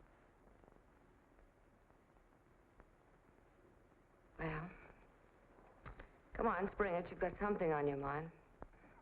Must be stupendous. You know, that's what I like about it. Right to the point, like that. All right, Practical Annie. Here it is. Tomorrow night, before a crowd of 15,000 people and talking over a nationwide radio hookup, John Doe will announce the formation of a third party. A third party? Yes, the John Doe Party. Devoted entirely to the interests of all the John Does all over the country, which practically means 90% of the voters. He will also announce the third party's candidate for the presidency. A man whom he personally recommends, a great humanitarian, the best friend the John Does have. Mr. D.B. Norton. Yes.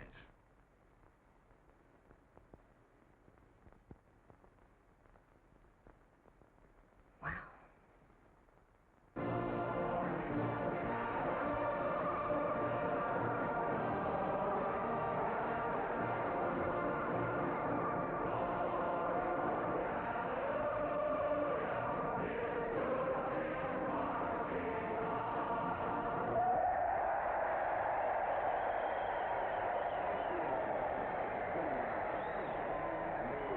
And although the opening of the convention is hours off, the delegates are already pouring into the ballpark by the droves, with lunch baskets, banners, and petitions asking John Doe not to jump off any roof. No matter how you look at it, it's still a phenomenal movement. These John Does, or the hoi polloi, as you've heard people call them, have been laughed at and ridiculed, but here they are, gay and happy, having traveled thousands of miles, their expenses paid by their neighbors, to come here to pay homage to their hero, John Doe. And in these days of wars and bombings, it's a hopeful sign that a simple idea like this can sweep the country. An idea based on friendliness, on giving and not taking, on helping your neighbor and asking nothing in return. And if a thing like this can happen, don't let any of your grumbling friends tell you that humanity is falling apart. This is John B. Hughes, signing off now and returning you to our main studio until 9 o'clock, when the convention will officially open. Oh, John, come in. Say, I'm kind of... It's raining out a little. That's all right. It's good to see you. Sit down. Thanks.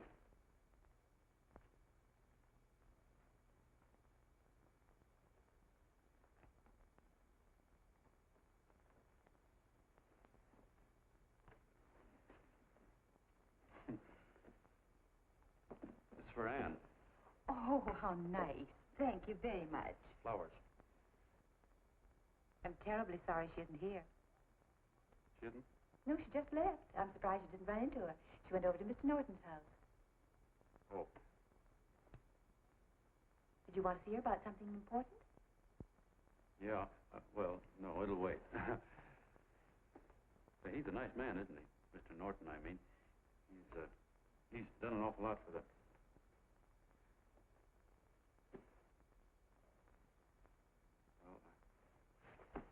Say, my coat's pretty wet. I'm afraid I might have wet the couch a little.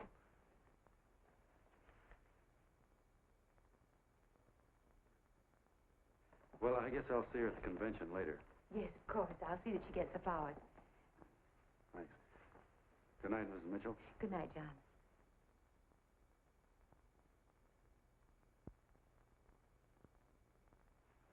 Say, Miss Mitchell,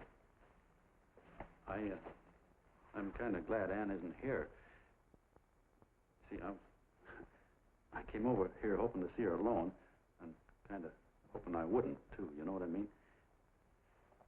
There was something I wanted to talk to her about. But, well, it'll wait, I guess. Good night. Good night, John. Say, look, Mrs. Mitchell, have you ever been married? Oh, I'm sure you have. Gosh, that's pretty silly. I guess you must think I'm kind of batty. Well, I guess I'd better be going at that. John, my husband said, I love you. Will you marry me? You did? What happened? I married him. Yeah, that's what I mean, see? It was easy as all that, huh? Yeah, but look, Mrs. Mitchell. You know, I love Ann, and it's going to be awfully hard for me to say it. Because, well, you know, she's so wonderful. And, well, the best I ever was a Bush League pitcher. And, you know, I think she's in love with another man. The one she made up. You know, the real John Doe. Well, that's pretty tough competition. I bet you he'd know how to say it all right. With me, I get up to it and around it and in back of it, but I never get right to it. You know what I mean? So the only chance I've got is, well, if somebody could kind of give her a warning, sort of prepare her for the shock. You mean you'd like me to do it? Hmm? Well, I was thinking that, yeah, you know, sort of break the ice. Of course I will, John. Thank you, Mrs. Mitchell. Hey, you're okay.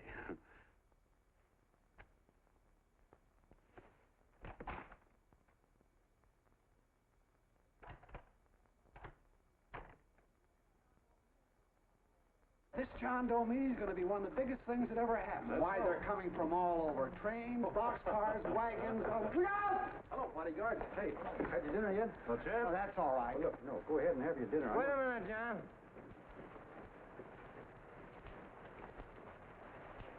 Hello, Mr. Connell. All right, John. John, I want to have a little talk with you. What's the matter? Are you falling? Come on. Hey, Ball. Oh, quiet. Say, tell me something. Did you read the speech you're going to make tonight? No, I never read the speeches before I make them. I get more of a kick out of it that way. It's just exactly what I thought. Beanie, go on down to the office, tell Pop to give you the speech. There's a copy on my desk. Gee whiz, boss, you know Mr. Norton told me not to leave him, not even for a minute. Go on. We'll be at Jim's bar up the street. You're a nice guy, John. I like you. You're gentle. I always like gentle people. Me, I'm hard. Hard and tough. I got use for hard people. Gotta be gentle to suit me. Like you, for instance.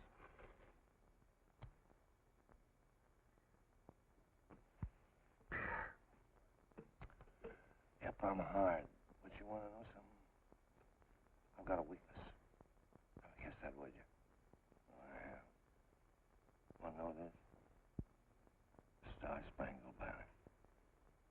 Screw you. Well, maybe it is, but play the Star-Spangled Banner. I'm a sucker for it. Always gets me right here. Know what I mean? Yeah, it gets me right back here. Oh, back there, huh? Well, every man to his own taste. You weren't old enough. You weren't old enough for the World War, were you, Jim? No, of course not. Oh, you must have been just kidding. I was just ripe and raring to go. You know what my old man did when I joined up? He joined up, too. Got to be a sergeant. And here's the kick for you. We were in the same outfit.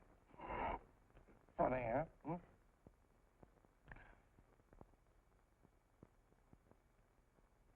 He was killed, John.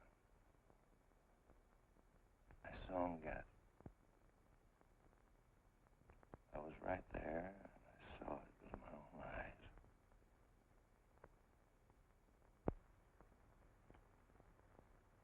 Me, I came out without a scratch. That is, excepting my ulcers.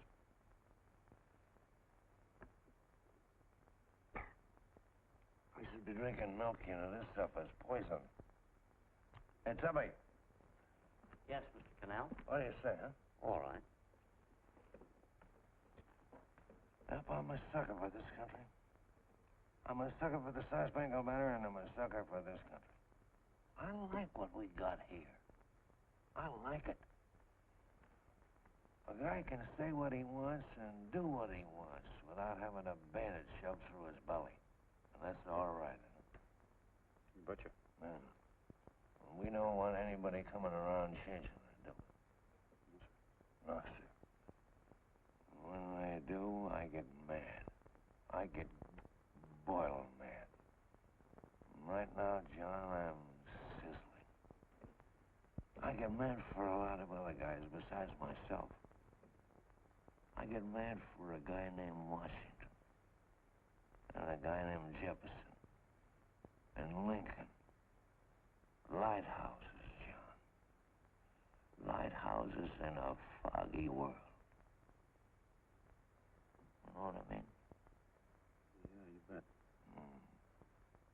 Listen, pal. This fifth column stuff is pretty rotten, isn't it? Yeah, it certainly is. And you'd feel like an awful sucker if you found yourself marching right in the middle of it, wouldn't you? You. Of course, you would have known it because you're gentle. But that's what you're doing. You're mixed up with a skunk, my boy. A no-good, dangerous skunk. Say, you're not talking about Mr. Norton, are you? I'm not talking about his grandfather's pet poodle. You must be wrong, Mr. Cannell. 'Cause he's been marvelous about the John Doe clubs. Yeah? Say, you're as sold on this John Doe idea, aren't you? Sure. Sure. I don't blame you. So am I. It's a beautiful miracle. A miracle that can only happen right here in the good old USA. And I think it's terrific. What do you think of that? Me, hard-boiled Cannell, and I think it's plenty terrific. All right. Now, supposing a certain unmentionable worm whose initials are DB was trying to use that to shove his way into the White House so he could put the screws on, so he could turn out the lights in those lighthouses. What would you say about that, huh? Nobody's going to do that, Mr. Cannell.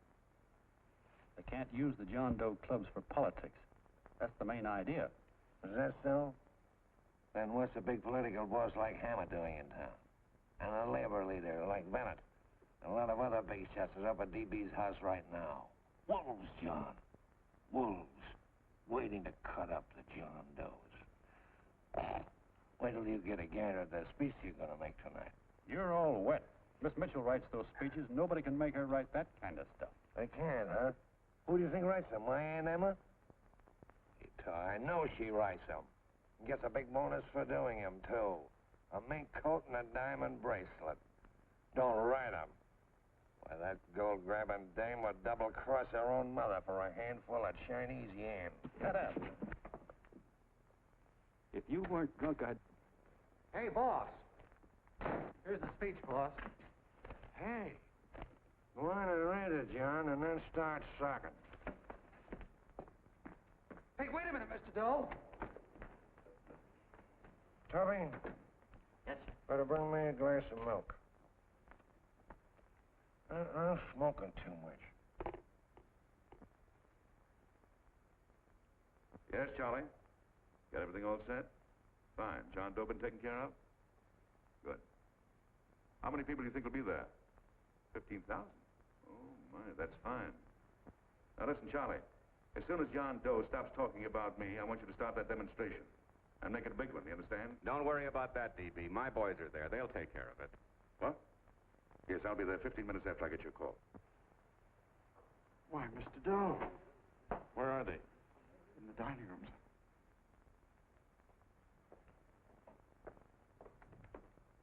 Now, gentlemen, I think we're about ready to throw that great big bombshell. Yeah, well, it's about time. Even a conservative estimate shows that we can count on anywhere between 10 and 20 million John Doe votes. Now, add to that the labor vote that Mr. Bennett will throw in, and the votes controlled by Mr. Hammett and the rest of you gentlemen in your own territories, and nothing can stop us. As I said before, I'm with you, providing you can guarantee the John Doe vote. Don't worry about that. You can count on me on one condition. Little Bennett's got to be taken care of. Didn't I tell you that everybody in this room would be taken care of? My agreement with you gentlemen stands. I'm with you, DB, but I still think it's a very daring thing we're attempting. These are daring times, Mr. Barrington. We're coming to a new order of things. There's too much talk been going on in this country. Too many concessions have been made. What the American people need is an iron hand. That's right. That's true. You're quite right, A.B. Discipline. Right. And now, may I offer a little toast to Miss Ann Mitchell, the brilliant and beautiful lady who is responsible for all this. Miss Mitchell. Mr. Norton, I'd like to talk to you alone for a minute. Oh, Miss Mitchell has something to say to us.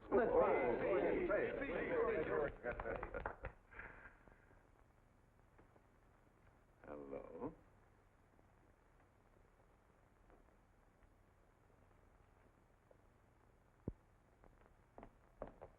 John, I'm so glad to see you. I was terribly worried. Did you write this? Yes, I did, John, but I had no idea what was going on. You didn't? No. That's a swell bracelet you're wearing. John, why aren't you at the convention?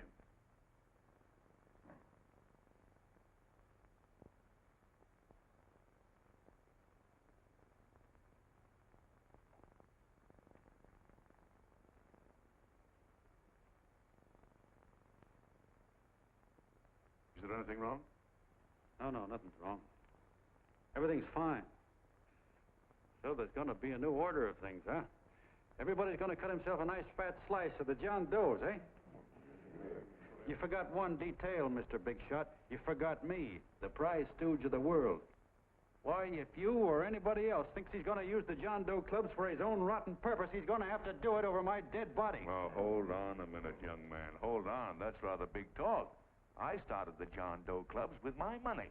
And I'll decide whether or not they're being properly used. No, you won't. You're through deciding anything. And what's more, I'm going down to that convention, and I'm going to tell those people exactly what you and all your fine feathered friends here are trying to cook up for them.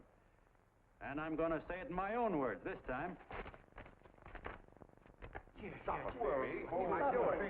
You ruined us, TV. Wait a minute, fella. My uncle wants to talk to you. Listen to me, my son. Before you lose your head completely, may I remind you that I picked you up out of the gutter and I can throw you right back there again? You've got a nerve accusing people of things. These gentlemen and I know what's best for the John Does of America, regardless of what tramps like you think. Get off that righteous horse of yours and come to your senses. You're the fake. We believe in what we're doing. You're the one that was paid the 30 pieces of silver. Have you forgotten that? Well, I haven't. You're a fake John Doe, and I can prove it. You're the big hero that's supposed to jump off tall buildings and things. Do you remember? What do you suppose your precious John Does will say when they find out that you never had any intention of doing it, that you were being paid to say so? You're lucky they don't run you out of the country. With the newspapers and the radio stations that these gentlemen control, we can kill the John Doe movement deader than a doornail. We'll do it, too, the moment you step out of line. Now, if you still want to go to that convention and shoot your trap off, you go ahead and do it.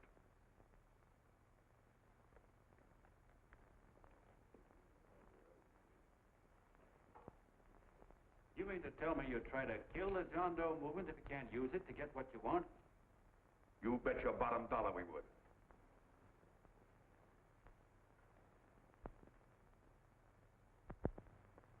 Well, that certainly is a new low.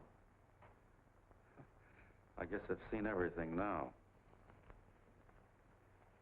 You sit there back of your big cigars and think of deliberately killing an idea that's made millions of people a little bit happier. An idea that's brought thousands of them here from all over the country, by bus and by freight and jalopies and on foot, so they could pass on to each other their own simple little experiences. Why, look, I'm just a mug and I know it, but I'm beginning to understand a lot of things.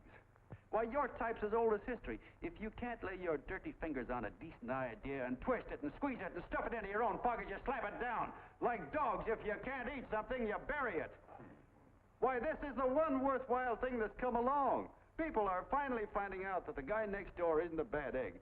That's simple, isn't it?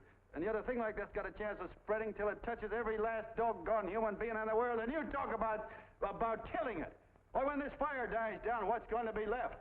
More misery, more hunger, and more hate. And what's to prevent that from starting all over again? Nobody knows the answer to that one, and certainly not you with those slimy, bollocksed-up theories you got. The John Doe idea may be the answer, though. It may be the one thing capable of saving this cockeyed world. Yet you sit back there on your fat hulks and tell me you'll kill it if you can't use it. Well, you go ahead and try. You couldn't do it in a million years with all your radio stations and all your power. Because it's bigger than whether I'm a fake. It's bigger than your ambitions, and it's bigger than all the bracelets and fur coats in the world. You bet it is, John. And that's exactly what I'm going down there to tell those people. A minute, you ungrateful rat. My uncle's been too good. He's getting away. Give me the bullet. I've always told you, D.B., you're playing with dynamite. Wait. All right, now, get away. Before he gets through tonight, he'll rule us all. I'll stop him cold. Don't worry, I've been ready for this. John! Oh, John, please listen to me. Please, I can explain everything, John. I didn't know what they were going to do. Let me go with you, John. John, please. Go ahead, driver. The full part. Please let me go with you. Please. John! Mr. Martin wants to see you. Listen to me, Mayor Lovett. You do as I say. I want them both arrested. You tell the police department to pick up Canal. I've got the girl here. I've got the bullet. I don't care what you charge him with. If you're worried, let him go in the morning, but keep him in jail overnight. Hello, Bulletin. Put Pat Pryor on.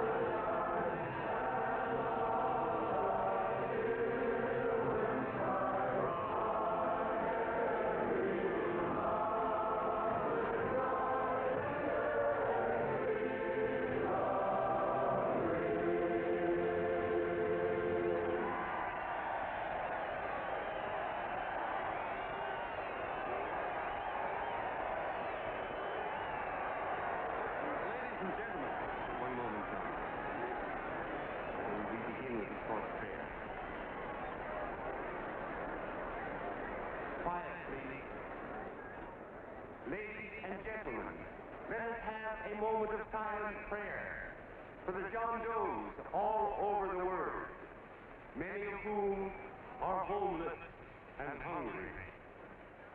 Rise, please. Everybody rise.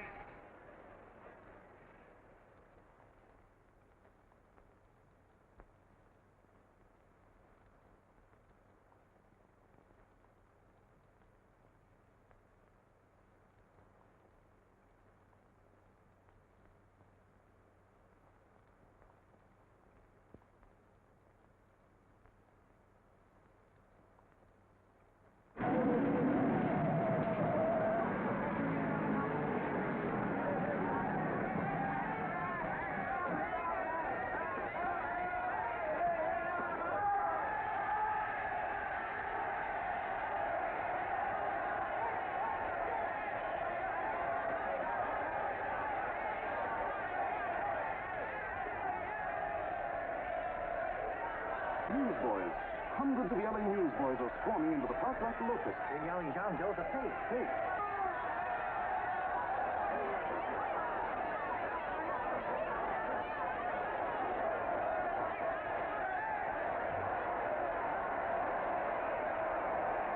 Federal investigation urged by Chamber of Commerce. How could he be a fake? It must be some kind of a gag. Oh, what? A gag. A gag.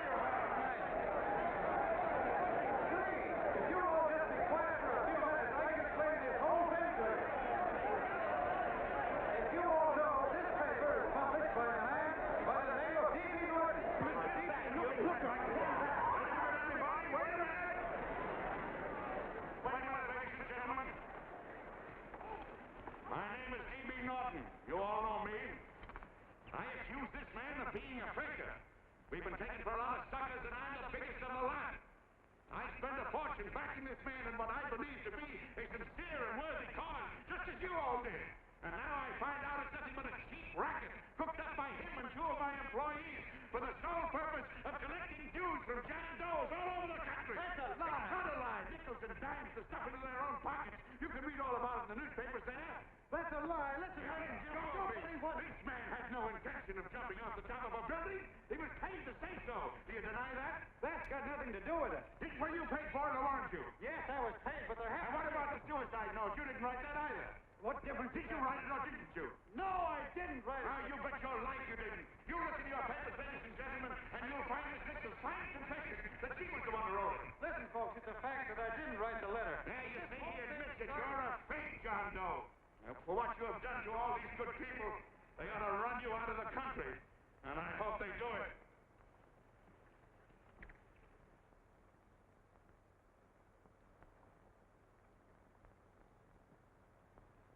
Speak up, John. We believe you. Please, listen, folks. Now that he's through shooting over his face, I've got a couple of things to tell you about. Come on, the rest of you get in here and riot. Break this crowd up. Come on. I'm sorry, folks, but we can't hear him anymore. Something's gone wrong with the loudspeakers. John Doe's a fake. Boo! They can't hear me. This thing's not working. Ladies and gentlemen.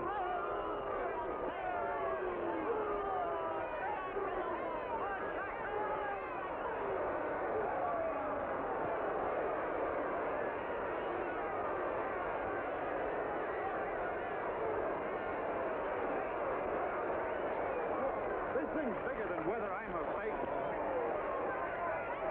Look, Bert, you believe me, don't you? Sure. I believe you. Walking my legs off, thinking up 5,000 signatures for a phony. Well, there you are, Mr. Doe. 5,000 names asking you not to jump off any roof. It makes no difference, Bert. The idea's still good. We don't have to give up our club. Yeah, well, you can have it. They're starting to throw things. Somebody's going to get hurt. I'm afraid it'll be John Doe. Listen to that mob.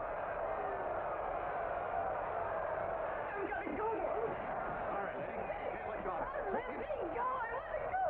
Oh, please. Please let me go. They're crucifying him. I can help him. Sorry, sister, we got orders to hold. Orders from who? You think it's a framer? And oh, why do they won't let me go? They won't let me go. Listen, folks. You gotta listen to me, everybody. Jungle, you hobo! Just another racket! Stick to your club. We've been fed baloney so long, we're getting used to it.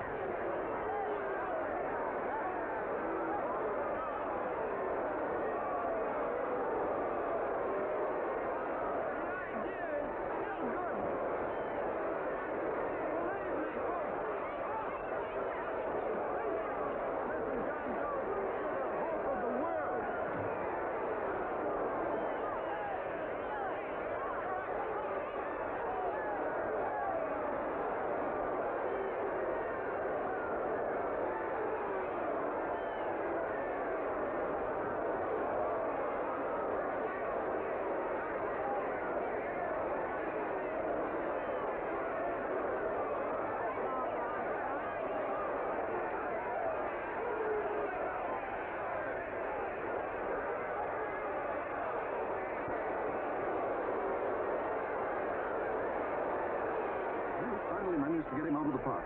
But if that boy isn't hurt, it'll be a miracle. Ladies and gentlemen, this certainly looks like the end of the John Doe movement. Well, boys, you can chalk up another one to the Pontius Pilates.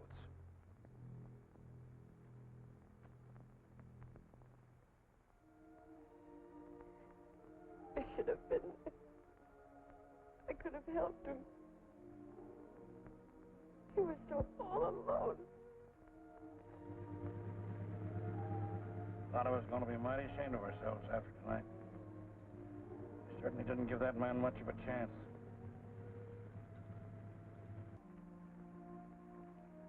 Have some more coffee, Long John? No thanks, Tom.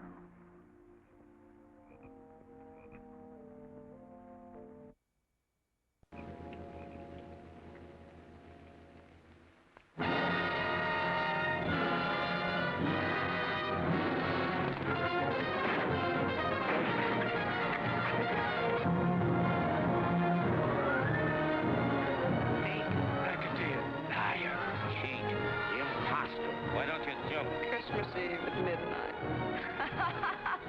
Bye, Mr. Doe. You're a wonderful man. And God bless you, my boy. I'll get in there and catch you. You're a fake John Doe, and I can prove it. You're the big hero who's supposed to jump off tall buildings and things.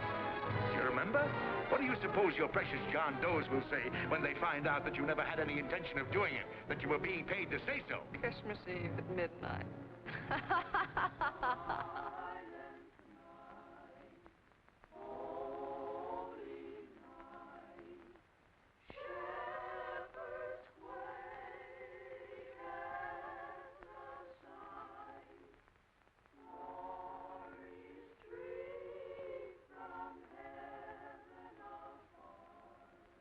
Merry Christmas, son. Merry Christmas.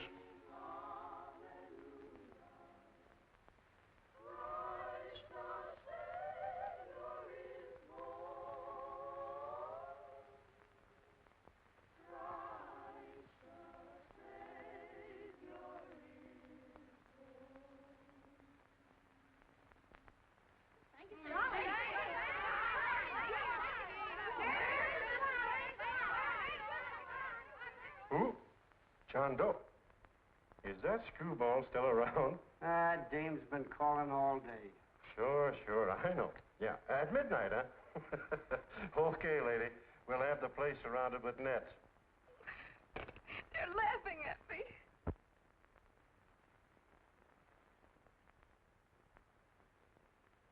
You're a sick girl, Anne. You better take it easy. Whom are you calling now? You called that number not 10 minutes ago. Hello, Mr. Canal. Have you seen him yet? Have you... Now listen, Ann, he can't possibly get in without our seeing him. I'm watching the side door and the colonel's out front, so stop worrying. Oh. Thank you.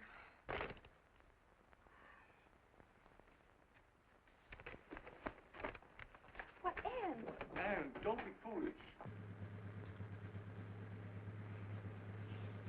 If this isn't the craziest, the battiest, the looniest wild goose chase I ever heard of. Shut up, Bert. Sourpuss is right. Yeah, well, if he is, I'm a banana split. That man is going to be on that roof. Don't ask me how I know. I just know, and you know it as well as I do. Sure. I'd like to believe in fairy tales, but a guy that's a fake isn't going to jump off any roof. I don't think he was any fake, not with that face. And anyway, what he stood for wasn't a fake. Okay, honey, okay.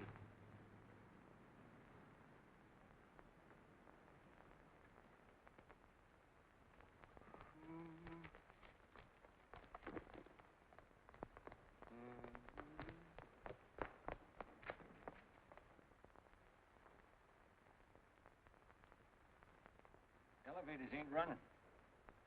Colonel, You shouldn't have got out of bed, miss. has he been here? No. Have you seen him? I ain't seen him for a week. Where's Canal? He's watching the other door. Oh, gee, you're swell.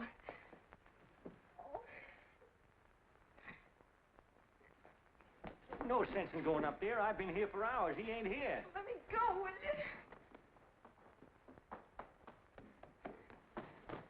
Now, that's crazy. It's 14 floors.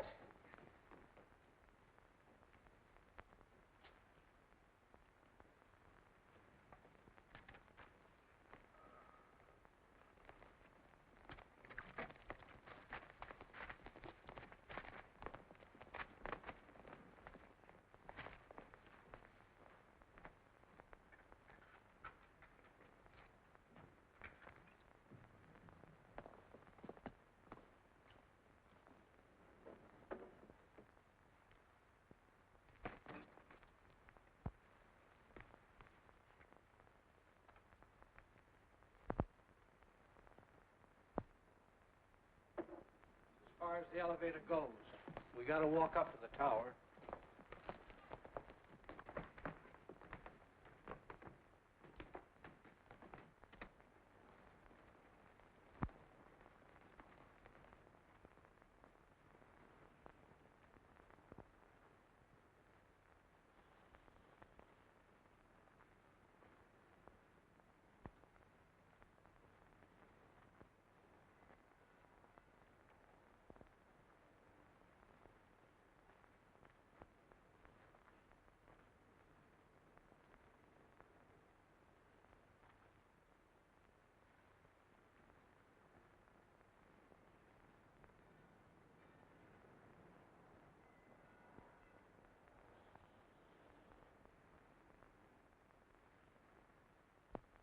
That tramp was probably full of Christmas cheer and asleep in some flop house.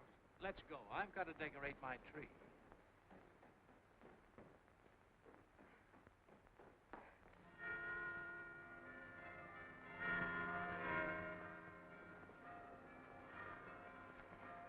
Well, I give up. I don't know what gave us the idea that we'd attempt anything like this. I guess you're right. I'm afraid the joke's on us. Let's go. I hope nobody finds out we've been here.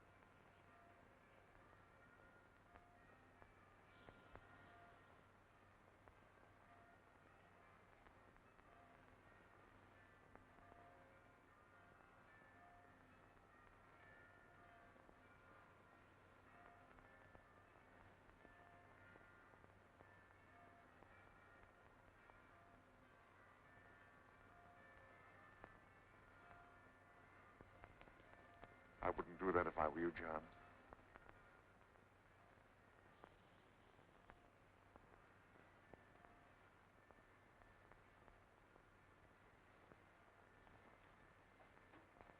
It'll do you no good.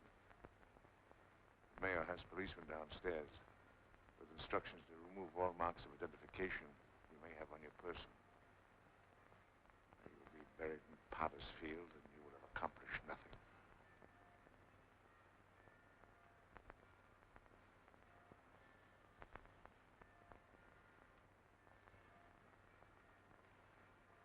I've taken care of that. I've already mailed a copy of this letter to Mr. Canal. John, why don't you forget this foolishness? Stop right where you are, Mr. Norton, if you don't want to go overboard with me.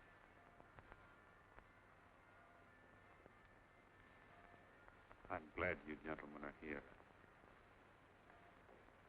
You killed the John Doe movement, all right.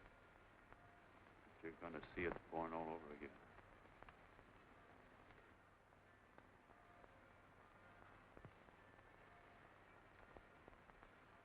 Now, take a good look, Mr. Norton. John! John! Oh, John, no, I won't let you. I love you, darling. Oh, please. Please don't give up. We'll start all over again. Just you and I. It isn't too late. The John Doe movement isn't dead yet. You see, John, it isn't dead or they wouldn't be here. It's alive in them. They kept it alive by being afraid of. That's why they came up here. Oh, darling. Sure, it should have been killed. It was dishonest. But we can start clean now. Just you and I. It'll grow, John, and it'll grow big because it'll be honest this time. Oh, John, if it's worth dying for, it's worth living for. Oh, please, John. Oh. Oh, please, please, God, help me. John, look at me. You want to be honest, don't you? Well, you don't have to die to keep the John Doe idea alive. Someone already died for that one. The first John Doe. And he's kept that idea alive for nearly 2,000 years. It was he who kept it alive in them. And he'll go on keeping it alive forever and always. For every John Doe movement, these men kill a new one will be born. That's why those bells are ringing, John. They're calling to us. Not to give up, but to keep on fighting, to keep on pitching. Oh, don't you see, darling? This is no time to give up. You and I, John, we... Oh, no. No, John. If you die, I want to die, too. Oh, I love you. Oh, God.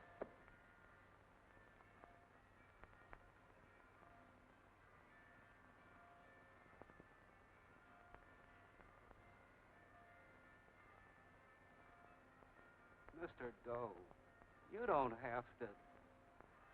We're with you, Mr. Doe. We just lost our heads and acted like a mob. What Bert's trying to say is that we need you, Mr. Doe.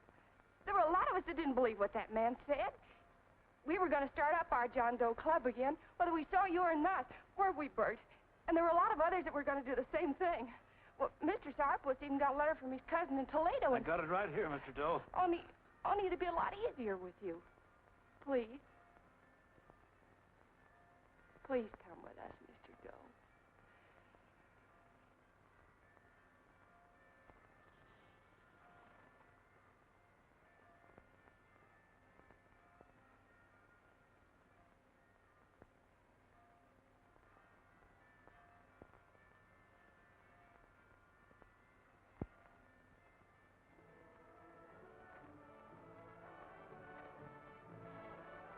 Long John.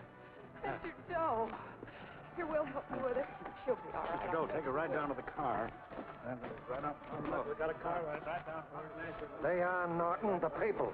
Try and lick that.